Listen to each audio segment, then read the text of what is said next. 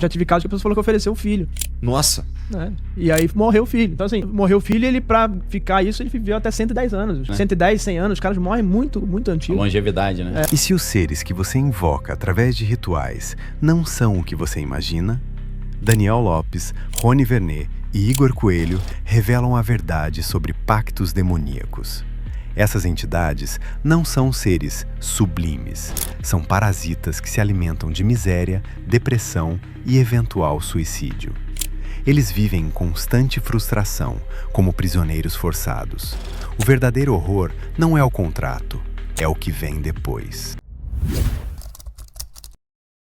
A teoria é que no ritual esse ser se manifesta e você prende, é isso? Não sei como é que é, tá? Entendi.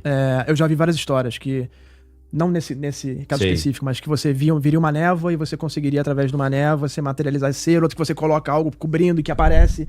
Então tem algumas versões aí desse... Agora, em relação a esse ser específico de lá, eu não ouvi como ele apareceu, como é que é o ritual. Tem gente que sabe, mas que não conta. Sim. De forma alguma eles contam. É porque é perigoso também, né? E esse... Em geral, a desgraça segue esse tipo de ser, porque, assim, você tá falando... Estamos falando de algo que é... Eu imagino aqui que é mal, beleza? Vibra na parada ali do dinheiro, do não sei o quê. Em geral, isso são as paradas mais bad trip, né? Mais materiais. Mais materiais, né? As paradas que estão mais... Não né? é muito sublime, não. Isso, não é muito sublime. Manter essa parada no teu porão não gera... Só o fato de tu manter... Sim. Não foi tu que invocou, não foi tu que engarrafou, tu só foi lá e buscou e guardou na tua casa. Imagina tu escravizar um ser desse, né? Parece. Ainda que seja uma forma de pensamento, né? Uma tupa, né? Uma projeção da consciência. Mas mesmo assim é uma consciência materializada que tem o seu poder, né? Pois é, isso aí não atrai outras desgraças? Eu também? acredito que isso pode acontecer, talvez, depende do que você ofereceu pra esse ser. Já tive casos que a pessoa falou que ofereceu o filho. Nossa. Né? E aí morreu o filho. Então, assim, e teve casos que o cara morreu o filho e ele, pra ficar isso, ele viveu até 110 anos. Os bruxos lá vivem isso. Contrapartida, né? 110, 100 anos, os caras morrem muito, muito A antigos. longevidade, né? É. Então, assim, ou pode ser que ele vai prestar contas depois na vida eterna no mundo não E a material. gente sabe que essa ideia da longevidade, assim, aí a gente volta naquela questão do sangue, né? O vampiro. Sim. Que ele prolonga a vida sugando a vida dos outros, né? E talvez ele viva 120 anos aqui muito bem, e quando ele vai viver a eternidade nessa consciência dele limitada, de vida ilimitada, vida infinita, ele vai ter um infinito sofrimento, né? Talvez. Pra mim, o objetivo final desses seres... Porque se você pega as pessoas que são afetadas por isso, o que acontece? Ela começa a ter essas realidades virtuais, que eu chamo que são as abduções, Legal. cenários do Fred Krueger Sim. acontecendo. As pessoas, às vezes, são mostradas que tiveram um filho híbrido com um ser animalesco. Ela fica totalmente abalada. Tem pessoas que ficam grávidas, tem no exame, ela é grávida. Tá grávida realmente. E aí Depois some. eles levam, né? 3 meses perde, acabou. Então, assim, que chama de gravidez fantasma nos Estados Unidos. Então, assim, as pessoas ficam com declínio mental, uma depressão, e algumas podem até tirar a própria vida. Então, assim... Essas entidades não possuem motivações elevadas. Segundo relatórios de ocultistas, elas buscam especificamente material, dinheiro, poder, luxúria. A progressão natural é mental. Depressão, ansiedade, pensamentos obsessivos até o autoaniquilamento. O hospedeiro se torna gradualmente menos útil quando seu colapso psicológico avança demais, e então o parasita o abandona. Será que o objetivo final não é esse? Vou me alimentar dessa pessoa, vou sugar, quando eu não servir mais, eu não posso ir lá e tirar a vida dela. Parasita, mas eu né? posso influenciá-la pra isso. Isso, parasita. E aí isso. talvez essa pessoa, quando ela faça isso, ela vire uma correntada desses caras. Porque eu acho que eles não são onipresentes nem onipotentes. Eles precisam de soldados nas fileiras pra poder influenciar mais pessoas. Talvez essa pessoa que cometa isso, que foi influenciada pra isso, vire um soldado nessas fileiras aí. Entendi. Bom, esse ser engarrafado aí deve estar puto pra cacete, né, cara? Tá engarrafado, tendo que fazer o que os outros tá mandando. Igual você tava engarrafado aí no Porra, trânsito, né? putaço, mano. Boladão. Nossa, parece um erro isso daí. Imagina a hora que isso aí... A hora que esse ser se soltar... Ou não, né? Talvez no mundo lá não material ele esteja num sofrimento absurdo e aqui ele tá até no bem, tá consumindo. Tá numa garrafa, mas tá consumindo ali uma cachaça, Tá achando um boi maneiro, ali né? morto. É. Tá, Você muito, falou que tá, ele- tá ruim, mas tá muito melhor do que ele tá lá quando ele tava lá no sofrimento do Lá fogo no ardente e Carandiru, enxofre. no Carandiru dele lá, né? É, ué. Você tava falando que ele não consumia, talvez, a cachaça, né? Mas eu já vi casos, eu não vi, pessoas me relataram, que o cara entregava um copo de cachaça e o copinho era consumido, né? Você já ouviu história assim? Já. É. Tá maluco. Ele consome mesmo, fisicamente. É. Nessa história a gente não ficou sabendo disso. O cara vinha lá pro porão, botava a garrafa, e não sabia o que acontecia. Talvez possa acontecer isso também. Às vezes ele chupa o negócio. Matéria some, né? Sumiu a matéria. Sublimou a matéria, né? Sim, e o que é interessante é que se você tem uma visão um pouco mais profunda da física, tudo é explicável, né? Tudo faz sentido. Sim. Não é, isso aí é muito delírio. Não. Algum dia você vai ter uma equação que você vai explicar isso. Talvez já tenha no alto escalão. Sim. Talvez a Lockheed Martin Skunk Works já tenha, mas ele não abre, né? A grande dificuldade é a gente não acreditar, que principalmente claro, cientistas, que existe um mundo que seria não material. Porque isso é a premissa de tudo. Com certeza. Né? E aí depois tem uma consequência que é material. A gente começa a ver isso na física quântica com os fenômenos que acontecem, superposição e outros, entrelaçamento quântico, que são coisas muito... Inclusive, tem ganhador do prêmio Nobel, que é o Eugene Vigan. Ele é um cara que tinha a teoria, ele abandonou depois por conta de pressão dos colegas, mas ele tinha a teoria de que quando você olha aquela partícula, a sua consciência, como ela estava naquele momento, ela tem uma influência sobre aquilo. Eu já li sobre isso também. Então, e depois ele abandona porque, claro, sofreu uma pressão e uma crítica terrível, né? Mas eu acredito que isso possa estar acontecendo. Daqui a pouco a gente começa, de fato, a ciência entrar nisso. A ligação entre a consciência, que é algo não material, com coisas materiais. A documentação de oferendas desaparecendo fisicamente. Bebidas, alimentos, sangue. A questão científica permanece.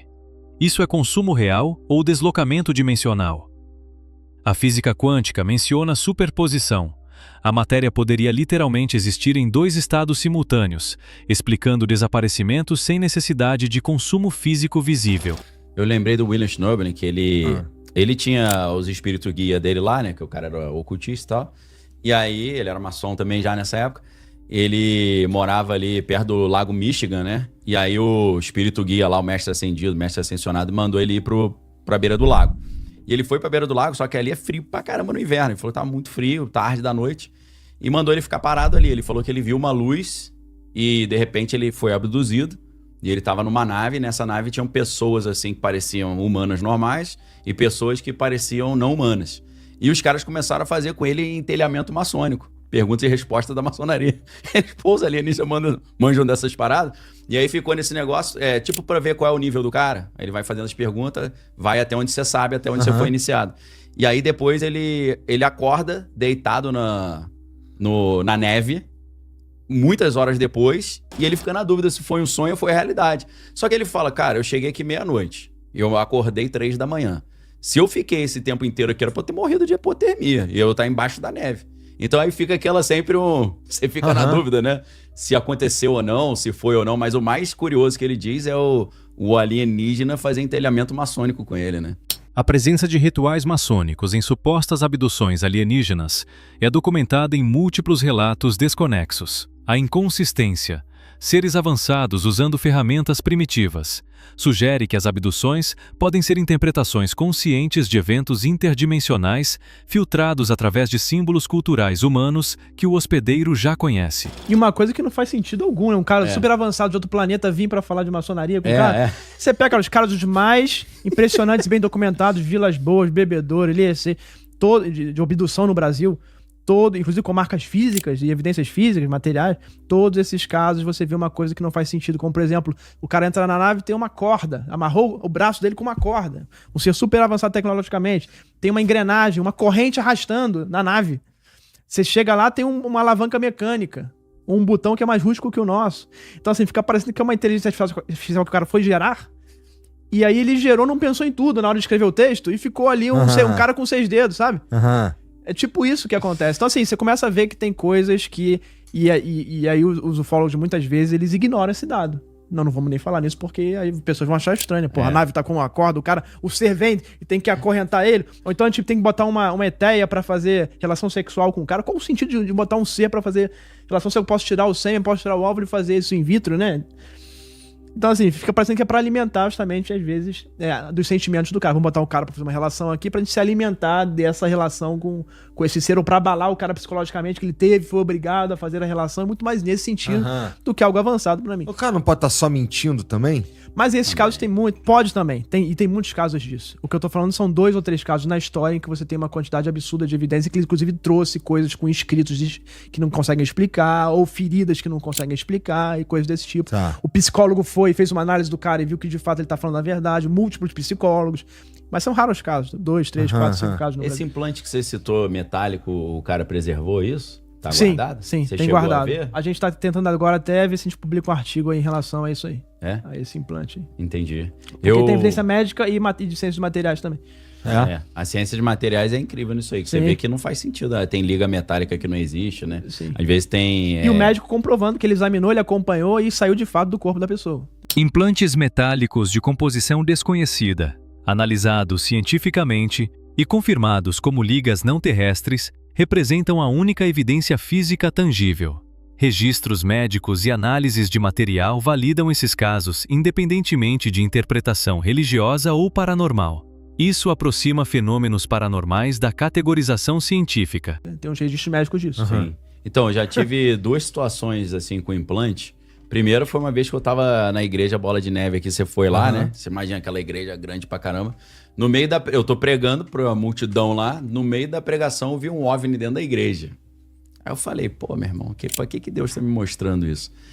Aí eu falei, não vou falar, deixa quieto. Aí eu falei, não, tem que falar. Aí eu no meio da pregação parei e falei, pessoal, vou ter que falar uma parada aqui. Eu tô vendo um OVNI dentro da igreja. O que significa isso? Não sei. Significa que alguém teve uma experiência com isso e eu quero que você me procure no final. Cara, aí eu fiquei ansioso pra terminar o culto pra eu ver quem era, né? Terminou o culto, tinha uma fila de 50 pessoas, eu fui falando um por um, não era ninguém. Aí vem um cara... Eu até tava tentando lembrar o nome dele, mas não ia falar que é uma coisa íntima, né? Aí ele falou assim, poxa, cara, deixa eu falar um negócio.